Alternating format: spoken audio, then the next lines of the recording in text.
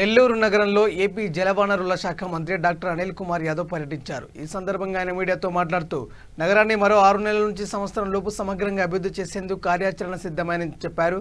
నగర నడిబొడ్డున ప్రవహించే సర్వేపల్లి కాల్వ పనులు ఏప్రిల్ 15 నుంచి మొదలుపెట్టి పూర్తిగా ఆధునీకరణ చేస్తామని అన్నారు. నగరాన్ని గ్రీన్ సిటీగా మార్చేందుకు 12,000 మొక్కలతో ప్రత్యేక ప్రణాళిక రూపొందించినట్టు చెప్పారు.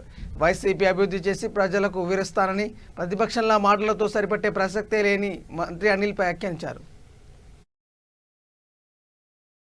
ట్రాన్స్ఫర్ స్టేషన్ ఒక 10 కోట్లతో అంటే చెత్తని బోడిగోడ్ తోటలో లేకుండా ట్రాన్సిట్ పాయింట్ ఒకటి పెడతా ఉన్నాం. ఇంటిగ్రేటెడ్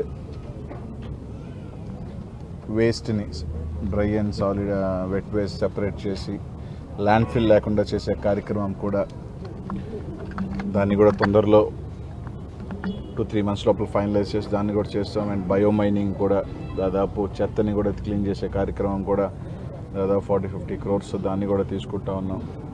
సో ఇలా అనేక కార్యక్రమాలు నెల్లూరు నగరంలో జరుగుతూ ఉన్నాయి.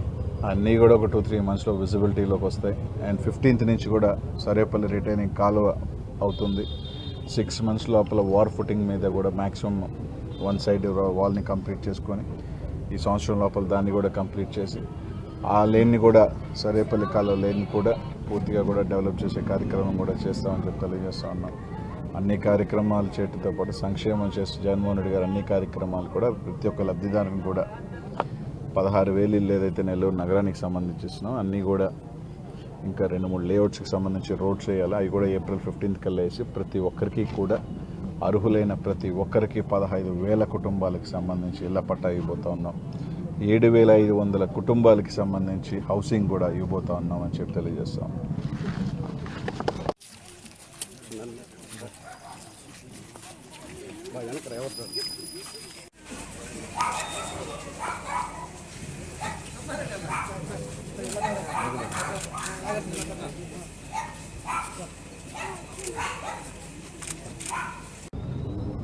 ట్రాన్స్ఫర్ స్టేషన్ ఒక 10 కోట్లతో అంటే చెత్తని బోడిగోడ్ తోటలో లేకుండా ట్రాన్సిట్ పాయింట్ ఒకటి పెడతా ఉన్నాం.